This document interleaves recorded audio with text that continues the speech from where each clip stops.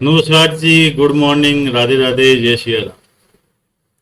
बहुत लंबे समय से क्लास नहीं हो पाई। स्टूडेंट के मैसेज भी आए कि सर क्लास क्यों नहीं ले रहे, तो बेटा किसी बाह्य कारणों की वजह से, जैसे ड्यूटी रहता है, कुछ काम की वजह से वो चीज़ें समय नहीं मिल पाया, इसलिए क्लास से नहीं हो पाई। उसके लिए मैं क्षमा प्रार्थी हूँ और आप लोगों से सॉरी भी कहता हूँ। ठीक है। बाकी अभी अपन ये ट्राई करेंगे कि जितना ज़्यादा समय हो सके उतना अपन क्या देंगे, क्लास को दे दिया करेंगे। ठीक है। तो वो एक मुझे भी पता है कि वो जो क्लास कंटिन्यू की वजह से डिसकंटिन्यू हो जाती है, तो फिर बाद में उसको वापस रिवीजन में लाने में थोड़ा सा समय लग जाता है। चलिए, आगे से इस चीज़ को ध्यान रखा जाएगा और जो समय पे जो भी क्लास को देना है वो अपन दे पाएंगे। ठीक, आशा यही है। ठीक है। बाकी ड्यूटी रहती है, कुछ समय का शेड्यूल का मैनेज होना थोड़ा सा डिफिकल्टी हो जाती है। ठीक है। तो उन डिफिकल्टी को अपन क्या करेंगे, सॉल्व करते हुए चलेंगे। ठीक है। तो आज के साथ में अपना जो नया टॉपिक अपन ले रहे हैं वो क्या ले रहे हैं, यूट्रस। क्लियर है। यूट्रस यानी बच्चेदानी, जहाँ बच्चा क्या करेगा, ग्रो करेगा।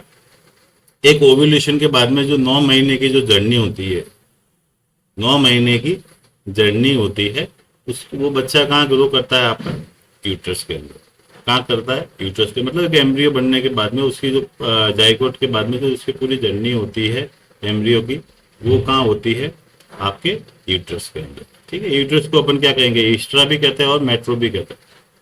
क्या कहते हैं, मेट्रा भी कह सकते हैं और ईस्ट्रो भी कह सकते हैं। ठीक है। मतलब जो यूट्रस के अदर नाम है, अदर टर्म के अंदर क्या पूछा जा सकता है, उसके बारे में अपन क्या करेंगे, देखते हुए चलेंगे। ठीक है। इसी के साथ थोड़ा सा अपन इसके अंदर चलते हैं कि भाई क्या चीज़ है। जैसे कि ये आपको क्या दे दिया, यूट्रस का इंटरनल पार्ट दे दिया, जिसके अंदर क्या है, यूटेराइन ट्यूब्स है। ये दोनों क्या है, आपकी यूटेराइन ट्यूब, जैसे कि इसमें नाम में अंकित है। क्लियर है। अंदर की कैविटी हो गई, फिर सर्विक्स हो गया, फिर वेजाइना हो गया। ठीक है। उस हिसाब से इसको क्या है, बांटा गया। तो पहली बात तो यूट्रस है, जैसे कि आपको कैसे दिख रहा है, जैसे एक होल के जैसे दिख रहा है ना, होल के जैसे दिख रहा है, और आसपास में क्या है, मसल्स है। तो पहली बात तो यूट्रस कैसा ऑर्गन है, आपका होलो मस्कुलर ऑर्गन है। इट इज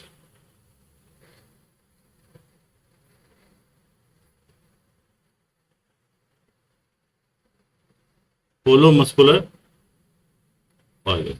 कैसा ऑर्गन है आपका, होलो मस्कुलर ऑर्गन है। और आप देख रहे होंगे एक तरीके से पायरीफॉर्म शेप में है। कैसे शेप में है, पायरीफॉर्म। ठीक है। तो ये कौन से शेप में रहता है, ऑलवेज इन पायरीफॉर्म शेप।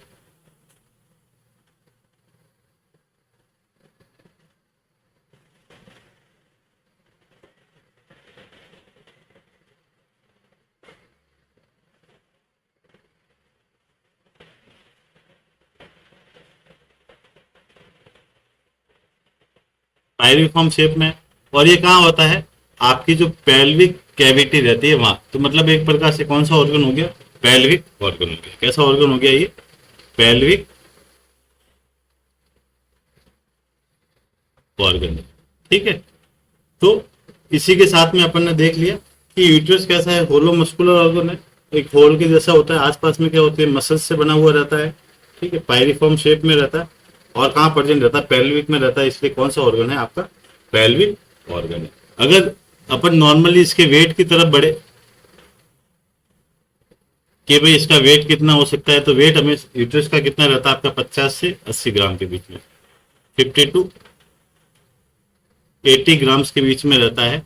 अगर एवरेज वेट इसका अपन देखने जाए तो एवरेज कितना मान के चल सकते हैं अपन, 65 ग्राम। कितना, 65 या 60 ग्राम मान के चलते हैं। ठीक है। दोनों में से कोई भी एक चीज ले सकते हो। अगर एवरेज माने तो कितना है, 65 से 60 ग्राम। ठीक है। और अगर ऐसे वेट पूछ लिया जाए तो 50 से 80 के बीच में इसका क्या होता है, वेट होता है। अगर इसका मेजरमेंट देखा जाए कि कितनी थिकनेस होती है, कितनी लेंथ होती है, कितनी विड्थ होती है, तो उसको देखें तो अपन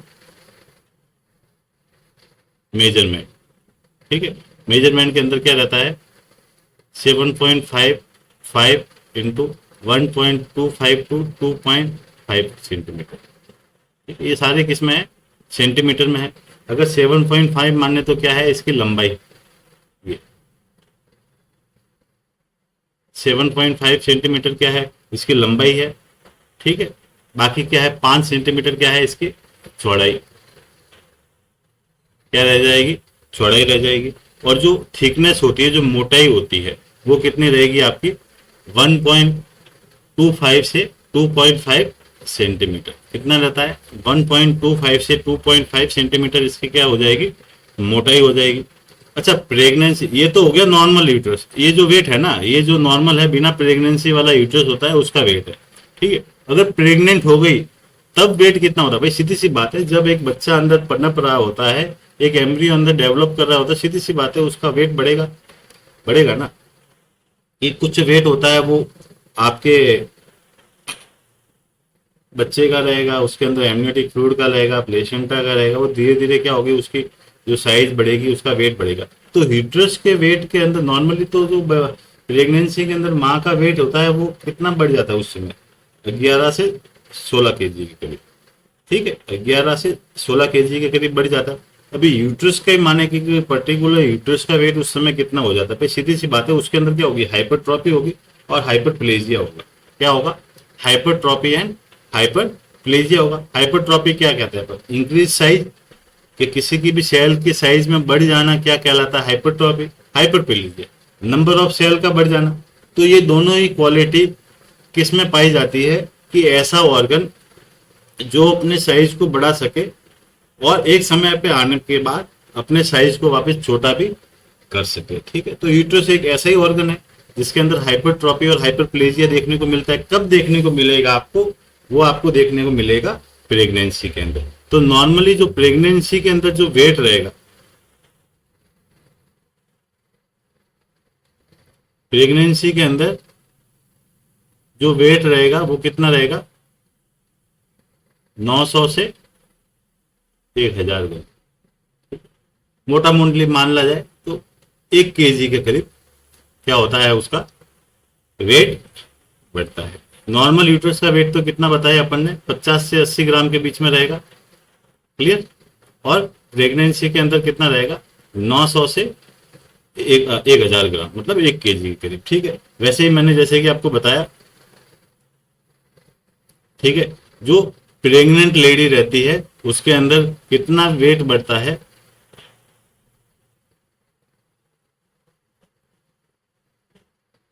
प्रेग्नेंट लेडी के अंदर जो वेट बढ़ता है वो कितना बढ़ता है, 11 से 16 केजी के करीब। कितना, 11 टू 16 केजी के करीब क्या होता है, उसका वेट बढ़ता है। क्लियर।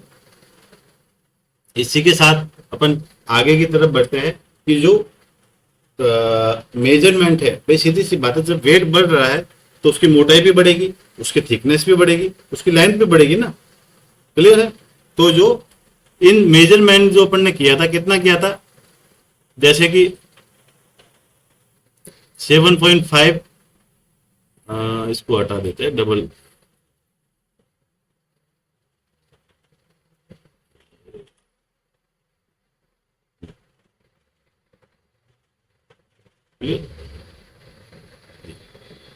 जैसे कि जो उसकी लेंथ है वो कितनी थी, 7.5 सेंटीमीटर। तो वो हमेशा कितने टाइम्स मल्टीप्लाई हो जाएगी, 5 टाइम्स। ठीक है, वैसे ही उसकी जो चौड़ाई थी वो भी कितनी हो जाएगी, 5 टाइम्स। और उसकी जो मोटाई थी, ठीक है, वो कितनी हो जाएगी, 5 टाइम्स के करीब हो जाएगी। कितनी हो जाएगी, 5 टाइम्स के करीब क्या हो जाएगी, ज्यादा हो जाएगी एक नॉर्मल की तुलना में। क्लियर।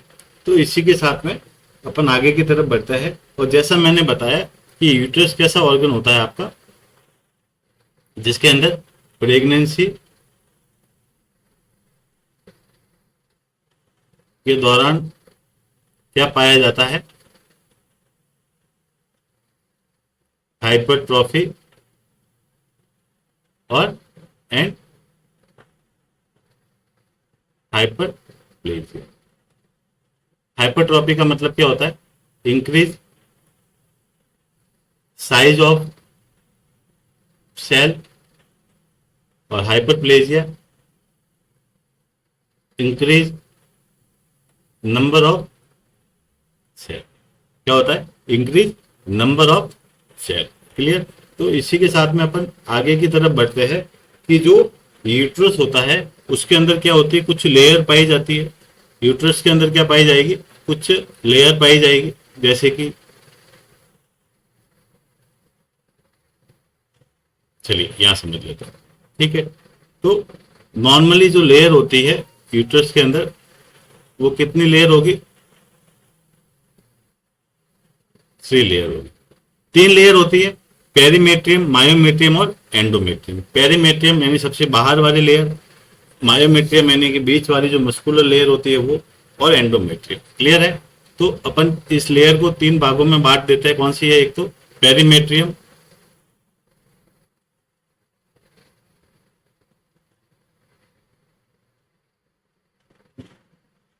मायोमेट्रियम और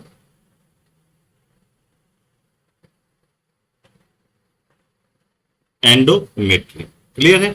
तो इसी के साथ में अपन ने लेयर देखते हैं। तो ये जो पेरीमेट्रियम होती है ये कौन सी होती है? आउटर मोस्ट लेयर होती है, जो सबसे बाहर वाली लेयर हो गई वो। मायोमेट्रियम मस्कुलर लेयर होती है, मिडल लेयर होती है, मतलब बीच वाली, और सबसे कैसी रहती है? स्ट्रॉन्गेस्ट लेयर होती है। हेल्प इन कॉन्ट्रैक्शन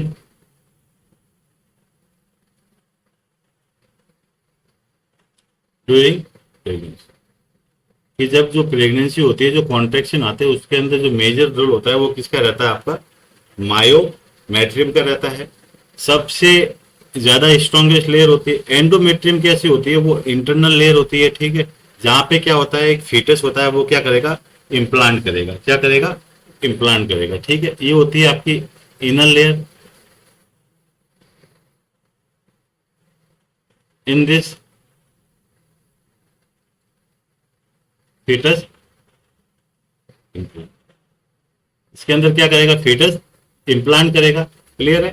तो एक बात याद रखिएगा, अगर एग्जाम में पूछा जाए कि भाई मिडल लेयर कौन सी होती है? मायोमेट्रियम।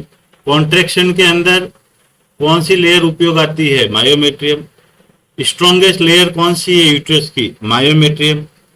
फीटस कहाँ इम्प्लांट होता है? एंडोमेट्रियम। सबसे इनर लेयर कौन सी है? एंडोमेट्रियम। और फीटस कहाँ इम्प्लांट होता है? एंडोमेट्रियम।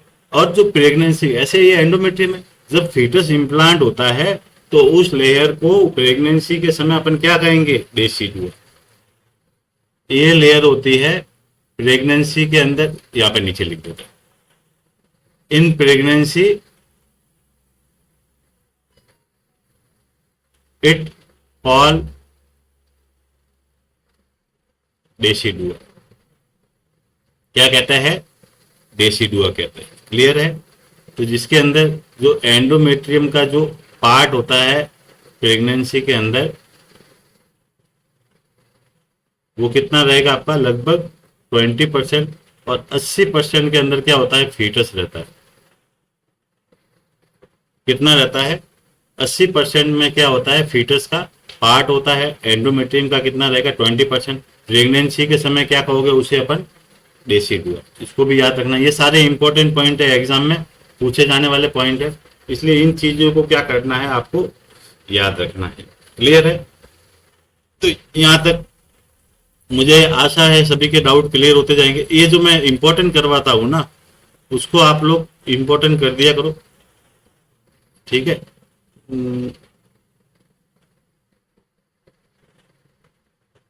तो एक मिनट, थोड़ा इसको हटा देते हैं अपन। चलो कोई नहीं, दूसरे पे लिख दो। चलिए, ठीक। क्लियर? तो ये तो हो गया एंडोमेट्रियम का। मायोमेट्रियम, मायोमेट्रियम की भी कुछ सब लेयर होती है। किसकी? मायोमेट्रियम की। मायोमेट्रियम की भी क्या होती है?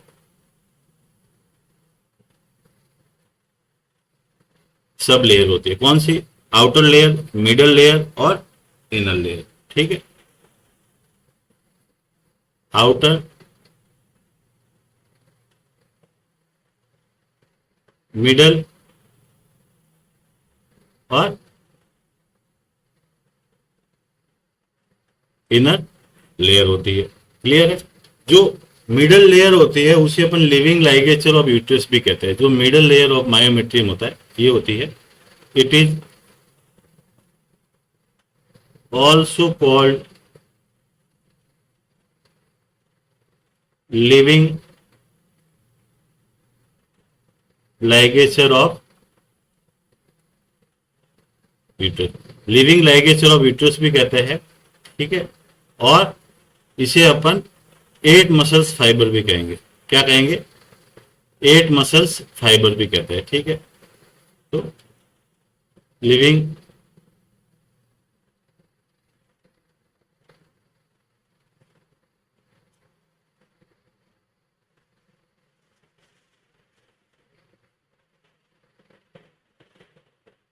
लिविंग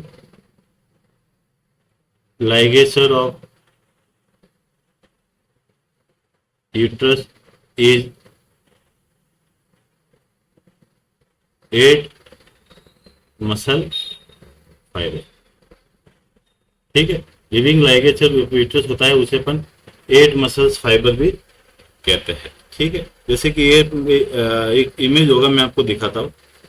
ये रहा आपका लिविंग लाइगेचर ऑफ यूट्रस। ठीक है, जिसके अंदर, जिसको अपन 8 मसल्स फाइबर भी कहते हैं। इसके अंदर क्या रहता है, जैसे कि ये देखिए, ये बीच में ब्लड वेसल्स हो गए और आसपास में क्या हो गए, मसल फाइबर हो गए। तो एक तरीके से इस प्रकार के क्या होते हैं, ये स्ट्रक्चर बनाते हैं। ठीक है, ये देखिए blood vessels inverted by myometrium muscle fibre. जो ब्लड वेसल्स होती है वो मसल फाइबर के द्वारा क्या होती है, घेरी हुई होती है, मसल फाइबर के द्वारा। और ऐसा लगता है कि जैसे 8 मसल्स के फाइबर है। देखिए ये गिनी 1 2 3 4 5 6 7 और ये 8 मसल्स फाइबर भी इसे अपन कहता है कि जो फाइबर की जो स्ट्रक्चर होती है वो कितना, 8 मसल्स फाइबर मिलके एक दूसरे को क्या होते हैं, घेरे हुए होते हैं। ब्लड वेसल्स को क्या किया जाता है, इन्वेंटेड किया जाता है। क्लियर है? तो ये क्या है आपका, S 8 muscles fibre. Clear? Contraction of uterus किसकी वजह से होता है आपका, ऑक्सीटोसिन की वजह से। सीधी सी बात है, ये तो नॉर्मल सी चीज है। अभी ये हो गया आपका 8 मसल्स फाइबर। इसके साथ में अपन चलते हैं कि यूट्रस के पार्ट्स। यूट्रस, ये सारी इंपॉर्टेंट चीजें हैं, इनको याद रखना आपको। ठीक, ये सारी क्या है, इंपॉर्टेंट चीजें। Uterus body parts. तो यूट्रस बॉडी पार्ट के अंदर पहली बात तो क्या आ जाती है, क्या उसकी बॉडी हो गई। ठीक है, सेकंड में आ जाता है उसका स्टमस, और जो थर्ड में आ जाता है वो क्या हो जाता है, सर्विक्स। बॉडी, स्टमस और सर्विक्स। ठीक है, जैसे कि मैं आपको बताता हूं।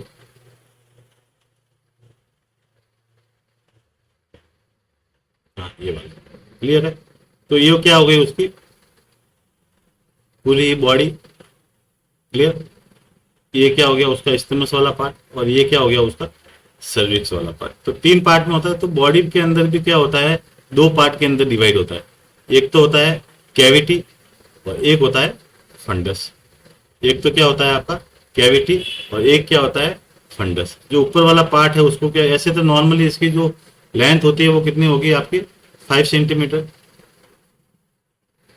स्टमस की आपकी होगी 0.5 सेंटीमीटर। इसकी होगी आपकी 2.5 सेंटीमीटर सर्विक्स।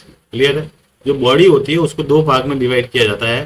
पहला जो ऊपर होता है क्या होता है, वो होता है फंडस, और सेकंड वन होती है बॉडी कैविटी। क्या होती है, बॉडी कैविटी। जो बीच वाला जो पार्ट था उसे अपन कहते हैं। ठीक, तो टोटल तो मिला के कितना था, 5 सेंटीमीटर था। उसमें से फंडस कितना होता है, 1.5 सेंटीमीटर, और जो 3.5 सेंटीमीटर होता है वो क्या होता है, बॉडी कैविटी। तो अपन कह सकते हैं कि largest part of uterus, uterus का सबसे लार्जेस्ट पार्ट कौन सा होता है, बॉडी कैविटी। क्योंकि वहां क्या करता है, फीटस ग्रो करता है। क्या करता है, फीटस ग्रो करता है। तो एग्जाम के अंदर पूछ लिया जाता है कि यूट्रस का सबसे लार्जेस्ट पार्ट कौन सा है, तो याद रखना है बॉडी कैविटी। ठीक है, अगर फंडस भी दिया है तो बॉडी कैविटी, फंडस नहीं दिया वो तो सीधी सी बात है बॉडी का नाम आ जाएगा, तो 5 सेंटीमीटर के अराउंड होती है। ठीक है, इसी के साथ में जो सर्विक्स होता है उसे अपन नेक ऑफ यूट्रस भी कहते हैं, ऑल्सो कॉल्ड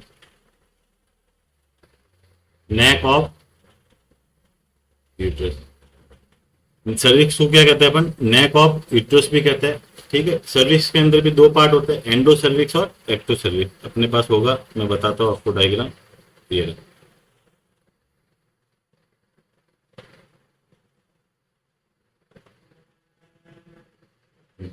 ये तो वही जो मैंने आपको बताया, सारी लेयर वगैरह हो गई।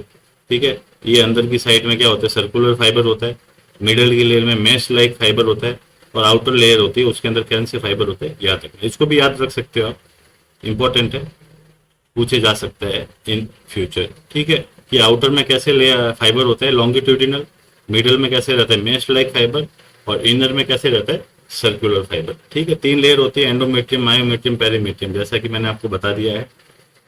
अपन एंडो सर्विक्स और एक्टो सर्विक्स को देखने की तरफ बढ़ जाते हैं।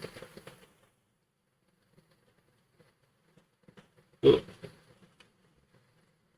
चलिए, तो नॉर्मली जो सर्विक्स के पार्ट होता है, पार्ट ऑफ सर्विक्स, वो कौन कौन से रहता है,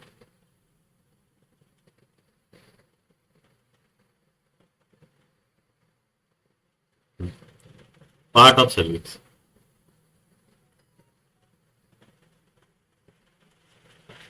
दो पार्ट रहते हैं, एक होता है एंडो सर्विक्स, और एक पार्ट होता है आपका एक्टो सर्विक्स। दो पार्ट होता है, एंडो सर्विक्स और एक्टो सर्विक्स। ठीक है, एंडो सर्विस होता है जो क्या होता है स्टमस की तरफ होता है, और एक्टो सर्विस होता है वो किसकी तरफ होता है, वेजाइना की तरफ। ठीक है, जो एंडो सर्विस होता है ये किसकी तरफ होता है, अंदर वाला पार्ट होता है टूवर्ड स्टमस, और जो एक्टो सर्विस होता है ये कौन सा होता है, बाहर वाला पार्ट होता है टूवर्ड वेजाइना। ठीक है, ये क्या होता है एंडो सर्विक्स और एक्टो सर्विक्स, मतलब एक होता है वेजाइना की तरफ वाला पार्ट जो होता है बाहर वाला एक्टो सर्विक्स, और एक होता है स्टमस की तरफ वाला पार्ट जो क्या होता है एंडो सर्विक्स। क्लियर है? इसी के साथ में अपन आगे की तरफ बढ़ते हैं। जो स्पेस होता है वेजाइना और सर्विक्स के बीच का, उसे अपन क्या कहते हैं, एक्टो सर्विक्स। क्या कहते हैं, ये क्या होता है, स्पेस बिटवीन वेजाइना एंड,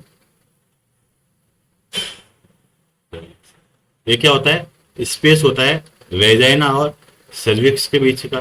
ठीक है, बहुत सीधी सी बात है। ये चीज हो गई। सर्विक्स के अंदर दो ओपनिंग होती है, इंटरनल ओएस और एक्सटर्नल ओएस। कौन सी ओपनिंग होती है, दो ओपनिंग होती है, इंटरनल ओएस और एक्सटर्नल ओएस। नॉर्मली कंडीशन के अंदर क्या होता है, ये सारी चीजें बंद रहेगी। ठीक है, क्या रहेगी, बंद रहेगी। दो ओपनिंग होती है, ओपनिंग इनटू सर्विक्स। सर्विक्स के अंदर कितनी ओपनिंग रहती है, दो रहती है। एक होता है आपका इंटरनल ओएस, एक रहेगा एक्सटर्नल ओएस। ठीक है, नॉर्मल कंडीशन के अंदर क्या रहता है, ओपनिंग बंद रहती है। क्या रहती है, नॉर्मल कंडीशन के अंदर ओपनिंग बंद रहेगी। क्लियर है? अगर सर्विक्स का डायलेशन अपन प्रेगनेंसी में देखते हैं तो dilation of cervix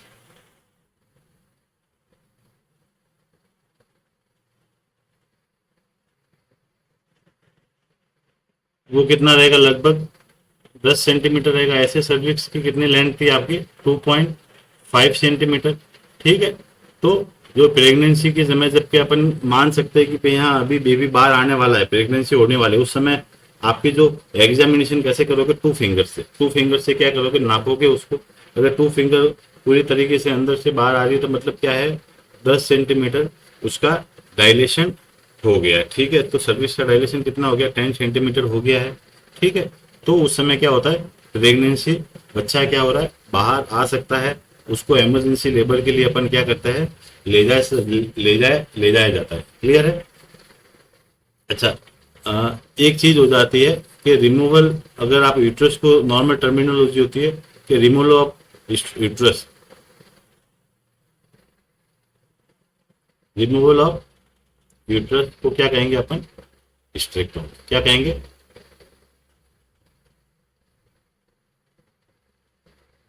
removal of uterus is called है स्ट्रेक्टोमी, ठीक है। यूट्रस को रिमूव करना क्या कहलाता है, यूट्रस स्टेक्टोमी, ठीक है। अगर बाई चांस यूट्रस है उस पे क्या होता है, इन्फ्लामेशन हो जाता है, तो उसे अपन क्या कहेंगे, मेट्राइटिस या एंडोमेट्राइटिस। क्या कहेंगे, इन्फ्लामेशन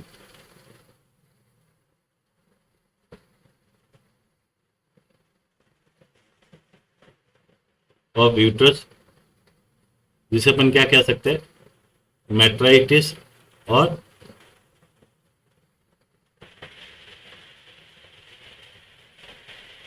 एंडोमेट्राइटिस।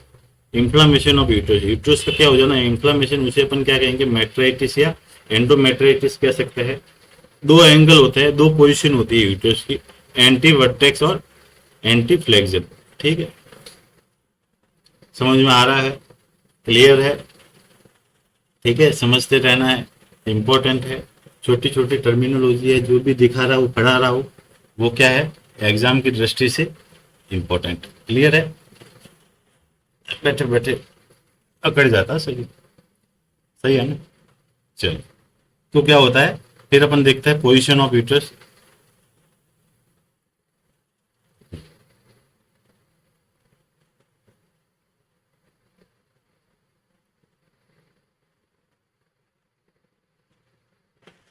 यूट्रस की दो पोजीशन होती है, कौन सी,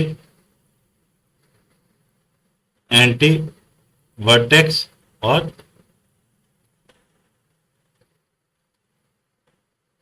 एंटी फ्लेक्जन। एंटी वर्टेक्स और एंटी फ्लेक्जन, एंटी वर्टेक्स कहे तो एक तरीके से कौन से एंगल में होती है, 90 डिग्री के एंगल में, और जो एंटी फ्लेक्जन होती है वो कौन से एंगल में होती है, 120 डिग्री के एंगल में होती है, ठीक है। एंटी वर्टेक्स होता है जो वेजाइना और सर्विस के बीच का जो एंगल होता है, उसे अपन एंटी वर्टेक्स कहते हैं। ये किसके बीच का होता है, वेजाइना एंड सर्विस के बीच में होता है। एंटी फ्लेक्जन होता है वो यूट्रस का खुद के साथ में, एंटी फ्लेक्जन होता है, ये किसका होता है, इट पोजिशन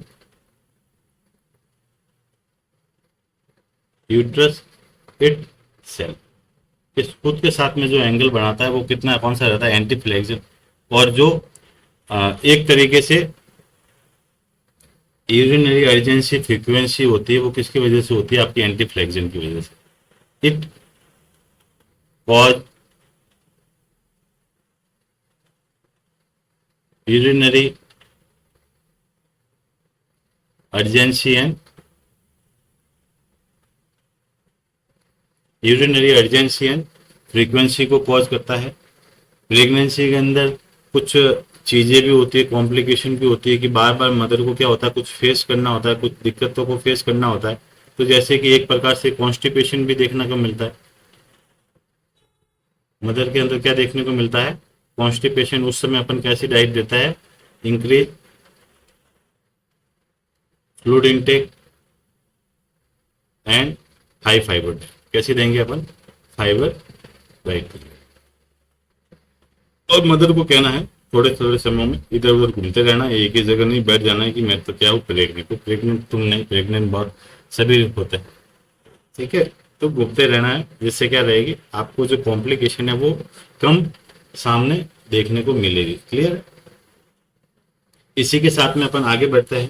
तो एक प्रकार से आपने देखा होगा कि एक्टोपिक प्रेगनेंसी का क्या होता है, निकाला जाता है एक्टोपिक प्रेगनेंसी को। तो नॉर्मली जो एक्टोपिक प्रेगनेंसी होती है वो ऐसे तो उसका कोई फिक्स वीक नहीं है, अगर नॉर्मली देखा जाए तो 16 वीक से 18 वीक के बीच में एक्टोपिक प्रेगनेंसी को पता लगाया जाता है। एक्टोपिक 16 से 18 वीक पे क्या होता है, आपका जो एक्टोपिक प्रेगनेंसी है उसको पता लगाएगा। तो उसके लिए एक प्रोसीजर किया जाता है जिसको अपन क्या कहते हैं, कल्डो सिंथेसिस। कल्डो सिंथेसिस, जो जिसके अंदर सिंथेसिस का मतलब क्या होता है, एस्पायरेट करना। सिंथेसिस का मतलब क्या होता है, एस्पायरेट करना। कहां से एस्पायरेट करना, पाउच ऑफ डगल्स से। पाउच ऑफ, कहां से एस्पायरेट करना, पाउच ऑफ डगल्स से। थोड़ी पैन मोटी ज्यादा हो गई है, उसे थोड़ा सा पतला किया जाए। चलिए, पाउच ऑफ डगल्स से किया जाता है। अच्छा, पाउच ऑफ डगल्स कहाँ होता है, जैसे कि मैं आपको एक नॉर्मली स्ट्रक्चर के रूप में बताता हूँ। दूसरा पेज ले लेते हैं अपन, ये पेज में जगह नहीं है। कि जैसे कि मैं मानूं कि ये क्या हो गया, रेक्टम हो गया, फिर क्या हो गया, ये ब्लेड है, और बीच में क्या है, ये यूट्रस है। बीच में क्या है, यूट्रस है। तो ये तो क्या हो गया, रेक्टम। ये हो गया आपका यूट्रस वाला पार्ट, और ये कौन सा हो गया, ब्लेडर। ये कौन सा पार्ट हो गया, ब्लेडर। तो यहाँ पे क्या होता है, कुछ फ्लूइड प्रेजेंट होता है, ठीक है। ये तो ब्लेडर हो गया। यहाँ पे क्या होता है, कुछ फ्लूइड प्रेजेंट होता है। तो भाई इस, ये दोनों अलग अलग पार्ट है। अगर मैं कंबाइंड रूम से अगर इसका नाम लूँ तो क्या कहूंगा अपन, recto uterine pouch.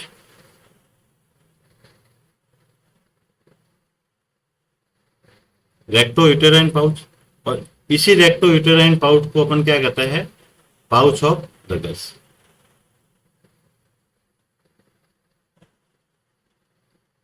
Pouch of Douglas कहेंगे, क्लियर। और जो ये फोल्ड होता है, जो स्किन बनी होती है, ये क्या होता है, पेरिटोनियल स्किन होती है। कौन सी स्किन होती है, पेरिटोनियल स्किन।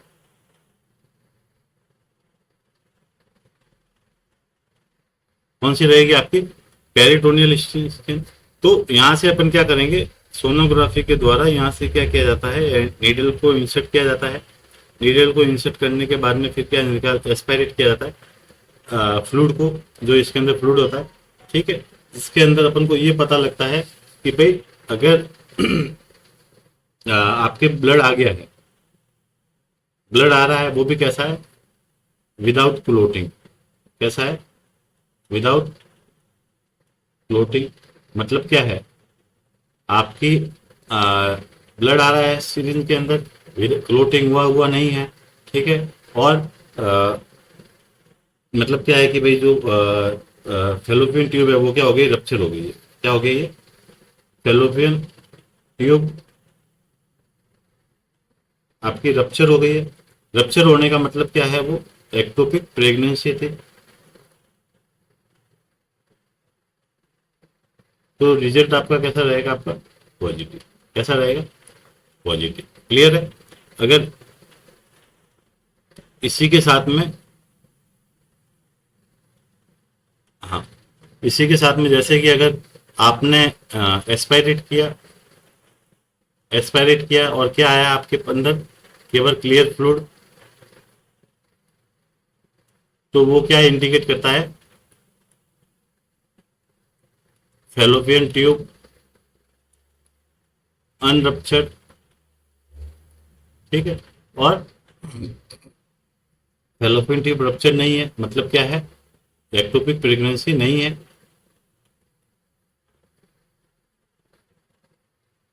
एक्टोपिक प्रेगनेंसी नहीं है। और रिजल्ट कैसा हो गया आपका, नेगेटिव। कैसा हो गया, नेगेटिव। मतलब जब भी ऐसा कुछ साइन दिखे कि भाई पेन हो रहा है एब्डोमेन के अंदर, या फिर थोड़ी सी ब्लीडिंग देखने को मिल गई, तो उस समय अपन क्या करते हैं, कल्टोसिंथेसिस करते हैं। तो नॉर्मली मैंने एक एवरेज टाइम बताया था आपको, 16 से 18 वीक, ठीक। एग्जैक्ट टाइम इसका कुछ नहीं है, ठीक है। मतलब नॉर्मली अगर देखा जाता है तो इस वीक के दौरान ये चीजें होना संभावित देखा जाता है। क्लियर है। तो इसी के साथ में आपका जो यूट्रस वाला पार्ट है वो हो गया है। क्लियर है। तो पढ़ते रहना है, चीज़ों को डायग्नोस करते रहना है, समझते रहना है, सिलेक्शन दूर नहीं है, सिलेक्शन भी हो जाएगा। ठीक है, तो पढ़ते रहिए। ठीक है, तो पूछा जाता है कि एक्टोपिक प्रेगनेंसी के अंदर कौन सा प्रोसीजर किया जाता है इसको फाइंड आउट करने के लिए, तो वो कौन सा होता है, कल्डो सिंथेसिस। कौन सा होता है, कल्डो सिंथेसिस। तो याद रखना है बच्चों, क्लियर है। जैसे कि एक डायग्राम होगा तो मैं आपको बता दूं, ताकि क्या है कि थोड़ा समझने में और आसानी रहेगी। वो तो मैंने बना दिया। ये वो एंगल हो गया एंटी वर्टेक्स और एंटी फ्लेक्सिन। ठीक है, एंटी फ्लेक्सिन ये हो गया आपका 180 डिग्री पूरा, और एंटी वर्टेक्स हो गया ये 90 डिग्री, ये हो गया 90 डिग्री। क्लियर है। अ, हाँ, ये रहा। ठीक है, देखिए ये जैसे स्पेकुलम है, स्पेकुलम से क्या हो गया, थोड़ा सा रिट्रैक्ट कर दिया, ये स्पेकुलम है ये वाला। ठीक है, तो इससे क्या कर दिया, रिट्रैक्ट किया थोड़ा सा। रिट्रैक्ट करने के बाद में क्या किया, एक नीडल डाली गई।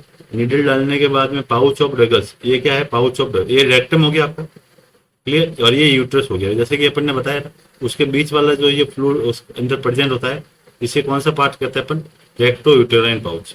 कौन सा, रेक्टो यूटेराइन पाउच कहता है, या फिर क्या कहता है अपन, पाउच ऑफ डगल्स।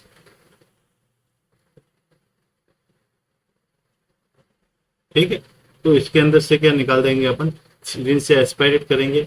अगर ब्लड दिखा तो मतलब क्या है, पॉजिटिव है, और क्या है, एक्टोपिक प्रेगनेंसी। अगर केवल क्लियर फ्रूट दिखा तो क्या है, रिजल्ट आपका कैसा है, नेगेटिव, और कोई एक्टोपिक प्रेगनेंसी नहीं है। क्लियर, तो ये चीजें थी आज की अपन की। तो इसी के साथ में अपन क्या करते हैं, आज की क्लास का समापन। नेक्स्ट समय मिलेंगे अगली क्लास में नए टॉपिक के साथ में। ठीक है भाई, देखो चीजें धीरे धीरे हो सकती है, बाकी पूरी जरूर होगी।